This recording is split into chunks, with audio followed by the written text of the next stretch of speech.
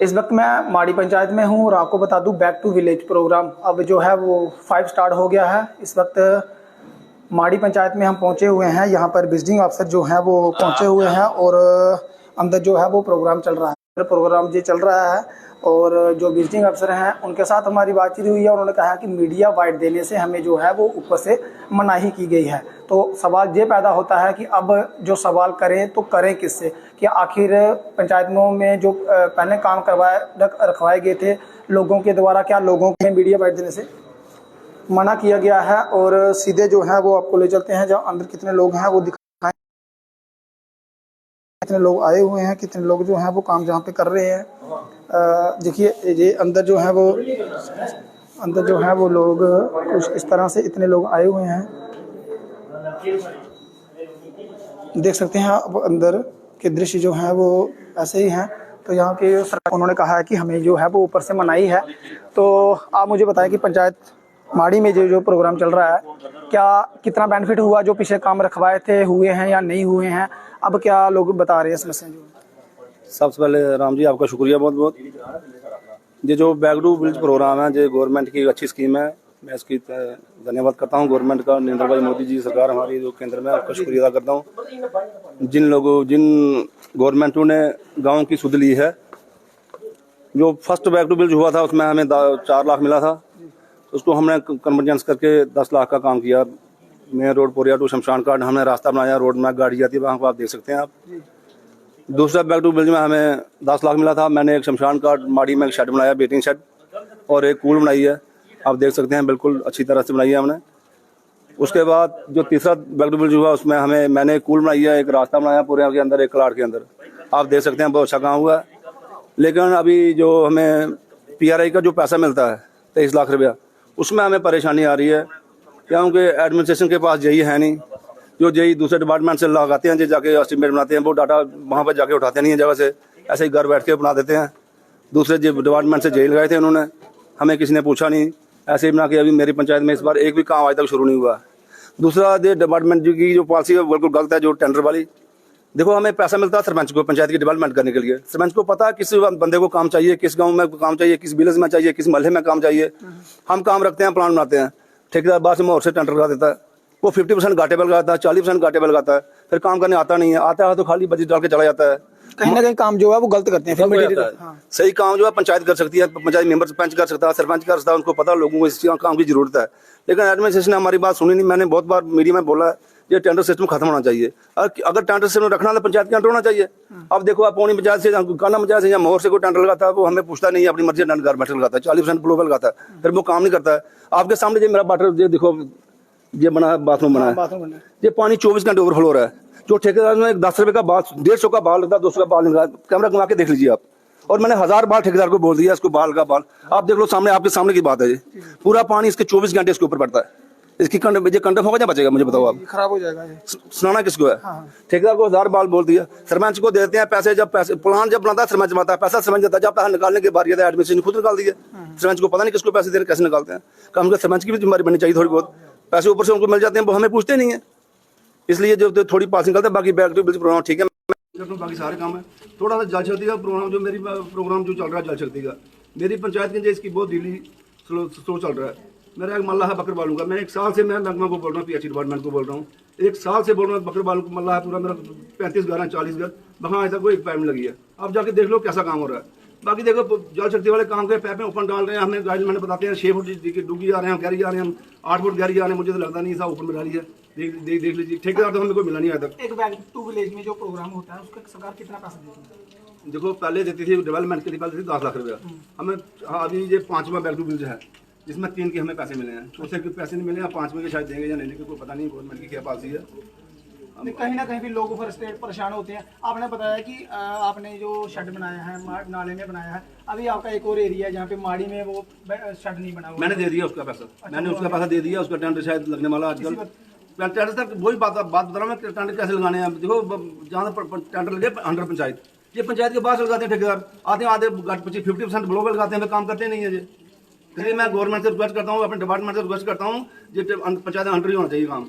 देखो जो ठेकेदार बदमाश ठेकेदार हैं वो अपने पंचायत में मिलकर टेंडर लगाते हैं, 3 कार्ड बनाए उन्होंने मिलकर कहते हैं भाई 1000 काम लगा मैं 2000 काम लगाता हूँ। कहीं ना कहीं वो पैसे वो हमारी पंचायत को जड़ें दे रहे हैं, नुकसान हो लोगों को। हमारी पंचायत की जड़ें दे रहे हैं। और मैं डिपार्टमेंट अपने जो टेक्निकल डिपार्टमेंट है हमारा ब्लॉक का, मैं उसको बता देता हूँ, चेतावनी देता हूँ, जो ठेकेदार अपने भाई के नाम या चाचे के नाम या भाभी के नाम पे काम लेते हैं वो रोड पे काम करना इस बार अगर गलत काम करेंगे तो आप जिस बंदे की जो ठेकेदार उसके अलॉटमेंट अपने बंदा पर खुद काम करे ठेकेदार के, जो कोई चाचे का लड़का है, कोई मामे का, कोई नानी का लड़का है, वो काम नहीं चलेगा।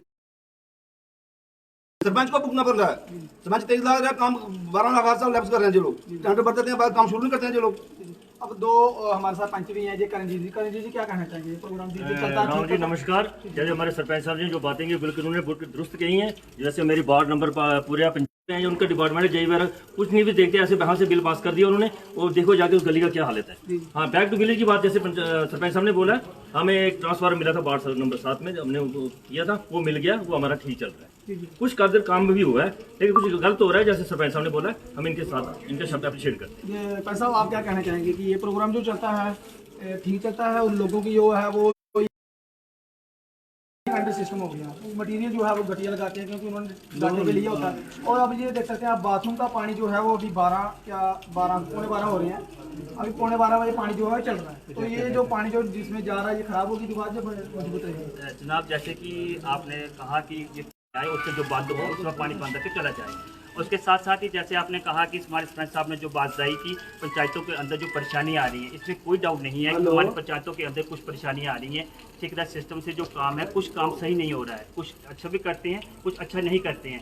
ये परेशानी सिर्फ सरपंच की नहीं है, पंच की भी है, और वहाँ के लोगों के लिए भी परेशानी आती है, जहाँ के लोग वहाँ पर इस परेशानी को देखते हैं। मैं आपके माध्यम से ये कहना चाहता हूँ कि बैक टू विलेज के 3 प्रोग्राम को पैसे हमें मिल गए हैं, बैक टू 4 का पैसा आज तक नहीं मिला है, जबकि सरकार ने बैक टू 5 का भी प्रोग्राम शुरू कर दिया है। कहने का मतलब था कि हमें कम से कम ये खुशहाली मिलती अगर बैक टू 4 का पैसा मिलता, 10 लाख मिलता, 10 लाख से हमारी जो पंचायत के अंदर कोई ना कोई डेवलपमेंट होती, लोगों को सुविधाएं मिलती। आज के दिन में जो ऑफिसर होते हैं वो कोशिश करते हैं, मैक्सिमम ऑफिसर वो जो है आते हैं, कुछ ऑफिसरों की ऐसी परेशानी आती है, अब एक डिपार्टमेंट का बंदा एक है तो उसको 4 पंचायतें दी गई हैं, वो 4 पंचायतों में तो पहुंच नहीं सकता, एक में पहुंचेगा तो 3 रह जाएंगी, या 2 में पहुंचेगा 2 रह जाएंगी।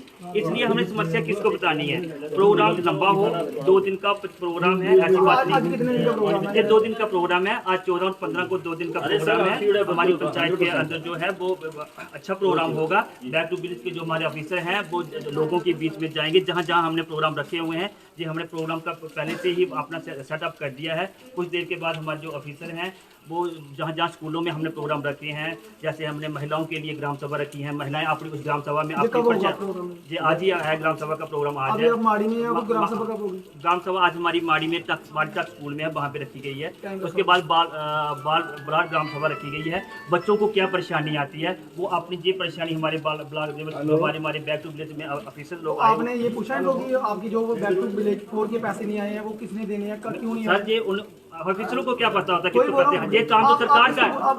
हम तो डिमांड तो ऑफिसर के साथ रखेंगे, हमारे जो ऑफिसर जो हमारे पास आए हुए हैं, पर ये काम जो सरकार का है, हम आपके माध्यम से सरकार को ये कहना चाहते हैं कि हमारे बैक टू विलेज 4 के और बैक टू 5 जो आज भी हो में शुरू हो गया है, आप 2 दिन के बाद खत्म हो जाएगा। हम कहते हैं 4 और 5 दोनों के पैसे दिए जाएं, ताकि 20 लाख रुपए जो हमारा हिस्से का जो बनता है, हर पंचायत का जितनी भी पंचायतें वो डेवलपमेंट में लगे, लोगों को कुछ ना कुछ सुविधाएं मिले। उसके साथ में कह रहा कि जैसे हमारी बाल ग्राम सभा होगी, बाल ग्राम सभा के बीच में बच्चे आएंगे, वहाँ पे उन बच्चे जो है अपनी परेशानी वहाँ पे बताएंगे ऑफिसरों के, हमारी ये परेशानी है, हमें खेलने की कोई जगह नहीं है, जो भी अपनी परेशानी होगी।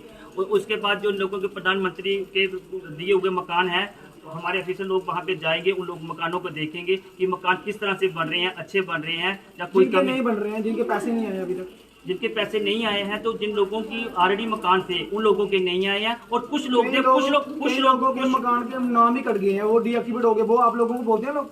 जी, हमने ये बात जो है हमारे सरपंच साहब ने भी कई बार जो है हमारे जो अपने ऑफिसर जो हैं, अपने डिस्ट्रिक्ट ऑफिसर उनके आगे रखी थी। उन्होंने ये कहा था कि जैसे ही ये मकान आप लोगों को जो दिए गए हैं, जैसे ये मकान पूरे होते हैं, उसके बाद जो नई स्कीमें बनती हैं, नई स्कीमों के बीच में उन मकानों को रखा जाएगा, कोई भी आदमी जो है बिना मकान के नहीं रहेगा।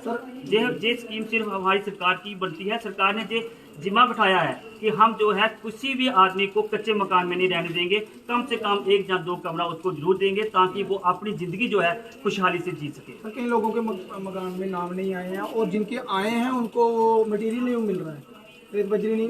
राम जी, मैं बताता हूँ आपको, जब मैं सरपंच बना था 2018 में, 19 में हमने सर्वे किया था, गवर्नमेंट की तरफ से एक ऑर्डर था, जियो टैग से साइट खुली थी, हमने जियो टैग करवाया। हमें टोटल 2 दिन मिले थे। 2 दिन में हमने 160 मकान जो ऑनलाइन किया था। जब हमारे पास 6 महीने के बाद दोबारा ऊपर से डिटेल पूरी बन के आई, हमारे पास 140 मकान आए। 20 मकान में ऊपर से ही काट दिए। जब 140 मकान हमारे पास आ गया, उसके बाद 3 बार वेरिफिकेशन हुई, उसमें हमारे 20 मकान और काट दिए। 42 मकान कट गए। 118 मकान जब हमारे पास अभी पिछले दिनों अगस्त में जून में हमारे पास पैसे आए 118 मकान के। 118 में से कुछ लोग उसमें फाल नहीं करते थे, कुछ लोगों ने अपने पक्के मकान बना दिए थे। कुछ लोग हमारे खानाबदोश लोग जो थे वो कश्मीर में चला गए थे बेचारे। उस वजह से मैंने 59 लोगों को इस बार पैसे दिए हैं। 59 लोगों ने लगभग प्लान कर दिया उसका, किन्हीं ने चिनाइयाँ में कर दिया, कुछ ने लेंटर भी डाल दिया है। और गवर्नमेंट का ऑर्डर है जल्दी स्लैबें डाल दो, उसके बाद दूसरों को भी हम देखेंगे।